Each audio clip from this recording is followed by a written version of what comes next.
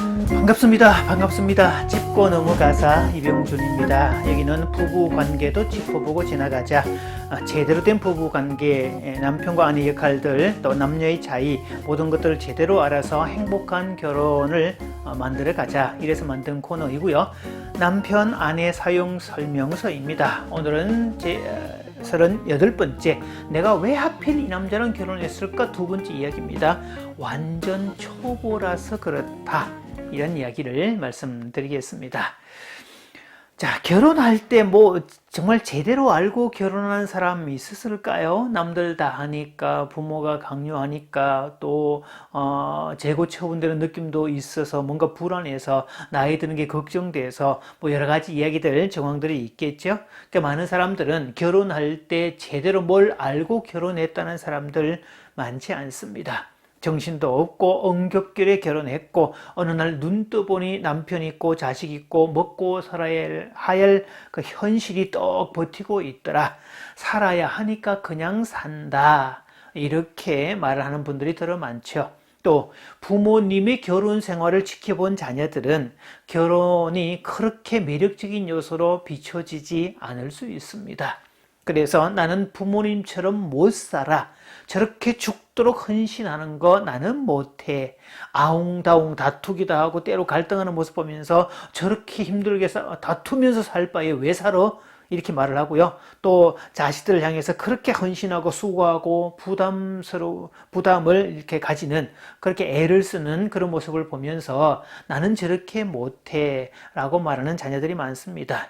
그래서 특히 요즘에는 여성들 가운데는요, 경력 단절녀 되기 싫어, 이 결혼과 가족이라는 게 어떻게 보면 겉으로 보이는 모습에서는 여성 쪽에서 손해로 보일 수밖에 없는 구조이기 때문에, 여자가 손해야 그럼 결혼은 미친 짓이다, 손해보는 짓이다, 이런 생각을 하고요. 그래서 결혼이 부담스러워, 열심히 공부하고 열심히 수고하고 열심히 돈을 벌어서 가족들 위해서 다 쓰고 그러면 그런 게 너무 아까워, 나는 돈 벌어서 나만 위해서 쓰고 살다가 죽을래, 이렇게 말하는 사람들, 또 청년들이 꽤 많습니다. 행복한 가정은 거의 다 비슷한데 불행한 가정은 각기 저마다의 이유로 불행하다. 이 톨스토이가 쓴 이 안나 까레리나라는 소설의 도입부에 나오는 이야기입니다. 행복한 가족은 대체적으로 비슷한 특성을 가지고 있습니다. 일반적으로 진흙가족, 뭉치는 가족인데요. 상호 헌신, 서로를 위해서 노력하고 수고하고, 또 서로 간에 친밀감이 있고, 타임 투게더를 하죠. 펀 타임, 재미있는 시간, 의미 있는 시간들이 꽤 많고, 긍정적인 의사소통이 있고, 갈등이 있을 때 평화적으로 해결을 하고, 삶의 가치와 의미를 추구하는 그런 가족들이 이 행복한 가정의 일반적 특성들입니다.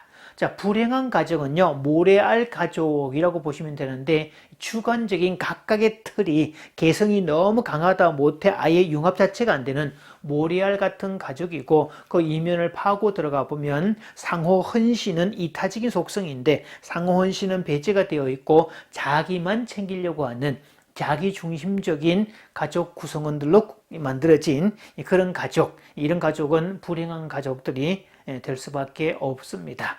자, 그런 면에서 보면 가족의 행복도 만들어내는 기술에 들어간다는 사실이죠. 행복한 가정이 그냥 만들어지는 게 아니라 가족 구성원 각자의 노력과 상호 협력과 의사소통과 여러 가지 가족으로서 순기능적인 요소들을 많이 갖고 있을 때 행복할 수 있다는 사실입니다. 그러니까 심은 대로 거두는 거고, 만들어가는 창조의 행위가 되는 거지, 그냥 바라기만 하고 아무것도 안 하면 얻는 것도 아무것도 없다는 사실이죠. 운전할 때 초보 운전 딱지 붙이죠. 초보 운전 문구들 참 재미있는 것도 많습니다. 그런데 이 결혼에 관한 한 동서양을 막론하고 중세, 고대, 현대를 막론하고 다들 초보들입니다. 공부를 아무리 잘해도 관계의 영역은 전혀 별개의 영역입니다. 공부를 잘한다고 결혼도 행복하냐? 이 논리는 성립되는 논리가 아닙니다. 이 공부는, 학교 공부는 특히 생존의 영역을 도와주는 탁월함을 드러내는 그런 부분이라서 높은 지위, 경제적 풍요, 명예, 편리와 안락을 제공하는 확실한 제공처가 되는 도구임에는 틀림이 없습니다. 공부를 잘하는 건 뭐 백분 천분 좋은 일이죠. 그러나 관계의 영역은 전혀 다른 별개의 문제입니다. 따로 배워서 익혀야 할 부분이라는 거죠. 그래서 사람들이 사랑하지 못하는 것은 사랑에 대해서 두려워하고 배우려고 하지 않는 게 문제고 시행을 하지 않는 게 문제더라. 에릭 프롬은 일찍이 그렇게 간파를 했었죠. 자, 그런 부분에서 관계에 대한 부분을 가르쳐 주는 곳이 없다는 것도 현실입니다. 그래서 우리 교육은 대부분 생존 교육, 학교 교육에 맞춰져 있고 어떻게 하면 돈을 벌고 어떻게 하면 먹고 살 수 있을까 여기에만 초점을 맞춰져 있지 결혼해서 관계를 어떻게 만들고 대화를 어떻게 하고 갈등은 어떻게 풀어나가고 서로의 다른 점을 어떻게 조율하고 협상하는지 그런 것을 배운 적이 없습니다.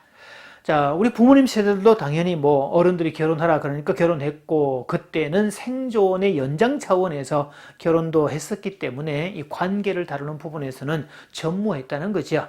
그래서 뭔가 필요성을 깨닫고 나처럼 이렇게 살고 싶지는 않아. 자식들만큼은 이렇게 하면 안 되지. 그래서 뭔가를 가르쳐 주고 싶어도 마땅히 가르칠 만한 콘텐츠가 없다는 것도 현실입니다. 그래서 주변에 그래도 요즘은 천만다행이게도 결혼 예비학교 또는 결혼 준비학교 이런 이제 프로그램들이 개설되는 곳들이 많습니다. 주로 교회에서 이 종교기관에서 많이 하고 있고 일반 단체에서도 이제 개설을 하고 있는데요. 그렇게 결혼 예비학교, 결혼 준비학교, 결혼하기 전에 미리 와서 배우고 준비하고 결혼 생활에서 생기는 모든 것들을 미리 알고 대비하는 거 참 지혜로운 처사입니다.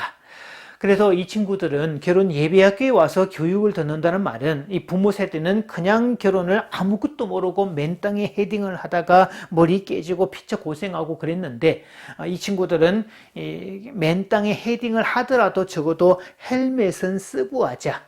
헤딩을 하더라도 머리는 깨지 말자. 그런 부분에서 아주 현명한 처사들입니다. 저도 결혼 예비학교 강의를 자주 가는데요.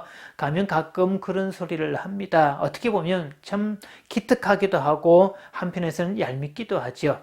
왜냐하면 저는 결혼 후에 이 결혼 생활이 너무 힘들어서 심리학을 공부를 하면서 이 모든 것들을 터득을 했는데 어떻게 복이 많았길래 이런 것들을 미리 결혼도 하기 전에 미리 선배들을 통해서 듣고 배우고 익힐 수 있다면 얼마나 좋을까. 제가 그런 표현들을 씁니다. 최소한 인생의 선배들을 위해서 결혼을 했다면 한 3년 정도는 코피 터지게 싸워주라 라고 말이죠. 실제로 부부는 결혼하면 한 3년 정도 다 싸웁니다. 아예 어떤 사람은 3년 안에 다 싸우라 이렇게 책도 내기도 했었죠. 왜냐하면 서로 다른 환경에서 자란 남자와 서로 다른 환경에서 자란 여자가 하나의 가정을 만들어 갈 때 마치 기어가 이렇게 서로가 처음 맞물릴 때 삐걱거리는 소리를 내듯이 그런 조율의 과정이 필요하다는 사실이죠. 그런데 그 3년 안에 싸우는 과정을 통해서 아주 깊이 결속되는 과정이 있고 아예 깊이 대상이 되는 그런 경우가 있습니다. 그래서 어떻게 싸우는가 그게 아주 중요한 상황들이 되겠죠. 자, 일단은 결혼 생활에서 반드시 알아야 되는 것은 우리는 초보임에도 불구하고 또 결혼에 관한 한 대중문화가 심어놓은 판타지, 환상에 있다는 것을 기억을 해야 됩니다. 대중문화는 이렇게 우리를 세뇌시켰습니다. 결혼 이퀄 행복, 결혼 이퀄 유토피아, 결혼 이퀄 완벽한 하나, 결혼 이퀄 왕이 되거나 왕비가 되거나 이런 것들이었죠. 천만의 말씀 만만의 콩떡입니다.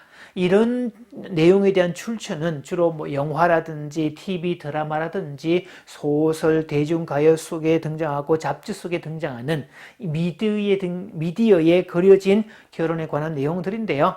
사실 어떻게 보면 좋은 면만 부각시켜 놓은 것들을 말합니다.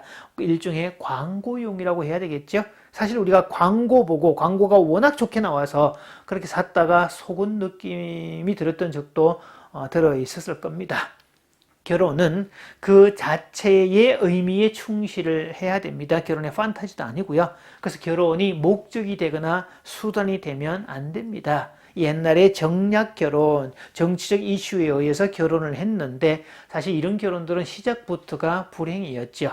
예전에는 무의식적 결혼, 이런 것들, 영문도 모르고 결혼, 부모들이 하도 강조하니까 결혼, 이런 것들도 많았는데, 자, 이렇게 뭘 모르고 무식하게 모르고 결혼을 했다가 결혼의 현실 앞에 절망하고 나면 자식들만큼은 이 전체를 밟게 하지 않겠다 해서 요즘에 자녀의 결혼 생활에 관여하는, 과도하게 관여하는 분들이 많다고 하죠. 사실 그렇게 되면 자녀를 더 죽이는 더 아픈 결과를 가지고 옵니다. 결혼은 두 사람이 함께 만들어가는, 저는 그래서 늘 이렇게 표현을 합니다. 결혼했다고 불행 끝 행복 시작이 아니다. 결혼으로 만들어내는 그 레시피는 각자가 만들어내는 건데, 결혼을 했다는 말은 이제 요리를 시작하는, 이제 재료만 준비가 된 상황이다 라는 것으로 해석을 합니다. 재료는 준비가 되었는데 그 재료를 가지고 어떤 요리를 만들 건지는 각자의 레시피로 각자가 맛있게 만들어내는 것이라고 말을 합니다. 결혼도 똑같습니다. 그래서 결혼은 그 자체로 아름다운 일입니다. 결혼 후에 문제가 생기는 건 당연하지요. 초보자가 이렇게 같은 접촉사고를 내거나 운전 미숙으로 인한 사고가 나는 것도 당연하고, 또 결혼의 판타지 속에 빠져 있다가 현실의 벽에 부딪혀서 문제가 생기는 것도 당연한데, 사실 결혼하고 부부 사이에 문제가 생기는 것은 당연합니다. 자연스러운 겁니다. 부부니까 싸우는 거고 부부가 되었으니까 싸우는 겁니다. 그래서 전혀 싸우지 않는다라는 것은 정말 하늘이 점지해주는 찰떡궁합, 천생연분, 완벽한 조합이거나 아예 포기한 부부일 때 전혀 싸움을 갖지 않고 갈등하지 않습니다. 대부분의 부부는 소소한 갈등에서부터 아주 큰 갈등에 이르기까지 크고 작은 갈등을 겪게 되는데요. 자, 그 갈등 자체가 문제가 되는 것은 아니라는 점이죠. 도리어 그 갈등을 해결하는 문제 해결력을 갖고 갈등을 해결해가는 가운데서 서로의 니즈를 파악해가는 쪽이고 서로를 더 깊이 알아가는 그런 도구가 되기 때문에 그 소소한 갈등도 해결하는 게 더 중요하다는 사실이죠. 앞에서도 얘기했지만 문제를 해결해 가면, 정말 잘 해결해 가고 서로의 내면까지 알아가면 서로를 깊이 결속하는 그런 결과가 되지만, 이 방법이 잘못되면 서로의 마음에 상처를 남기고 갈등이 더 심화되어서 관계를 도리어 멀어지게 만드는, 기피하게 되는 대상이 될 수밖에 없다는 사실이죠. 자, 그래서 저는 늘 이 결혼 관계를 이 바다의 파도로 비유를 합니다. 파도 없는 바다는 상상이 안 됩니다. 바다는 파도가 있어야 됩니다. 그런데 파도가 크게 밀려올 때 바라보는 관점이 다르죠. 파도가 크게 밀려올 때 겁을 먹고 도망가는 사람은 수영은 아예 못하는 사람이고 바다 자체 근처에 가기도 두려워하는 그런 사람일 겁니다. 그런데 파도가 크게 밀려오기를 도리어 기다리는 사람도 있습니다. 큰 파도가 밀려올 때 그때 쾌재를 부르면서 달려가는 사람, 서핑을 하는 사람들이죠. 그래서 예전에 제가 이 다큐멘터리 프로그램을 봤더니 우리나라에도 강원도 양양 쪽에 아예 거기서 살면서 작은 샵을 운영하고 살면서 늘 바다를 바라보는 젊은이들이 있었습니다. 그래서 그날 좋은 파도, 큰 파도가 밀려온다 그러면 서로 연락해서 그날 가게 문도 닫고 하루 종일 파도를 타러 갑니다. 자기들은 그 큰 파도가 밀려오기를 그렇게 기다렸다는 것이죠. 그래서 부부는 결혼을 했다면 초보라는 사실을 인정하고 그때부터 배우고 익히고 점점 더 전문가가 되어가는 과정이 필요하다는 사실이죠. 그래서 함께 노력해야 됩니다.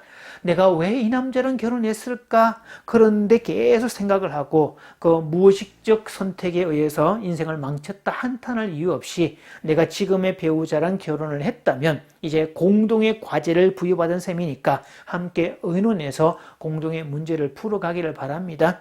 그래서 이 공동의 문제를 풀어가면서 어느 정도 레벨에 오르게 되면 그때부터 보는 세상이 다르고 그때부터 보는 배우자가 다르고 그때 느끼는 행복의 차원이 다릅니다.